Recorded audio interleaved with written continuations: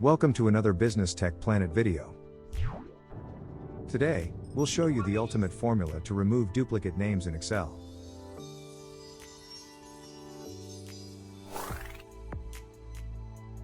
If you want to clean up a list of names in Excel, you can use a single formula to remove duplicates and trim spaces. Here we have a list of names, some of which are blank, or include leading or trailing spaces. And some of them begin with lowercase letters. We want to clean the names and return them into column B. So to do that, we need a formula. This formula will capitalize all the first letters using the proper function. And also trim any unwanted spaces from the names. Copy this formula from the video description. Then head back to Excel and double-click into cell B2.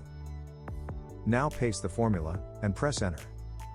To iterate the formula across multiple rows, select the cell and hover over the bottom right until you see a thin cross symbol. Then click and drag down. An easier way to implement the formula is to create a formatted table. To do that, select all the data. Then head up to Format Table As. And select any format. If your table has headers, check the box, and then hit OK. Now enter the formula into cell B2, and press enter. The formula will then be applied to all rows in the table.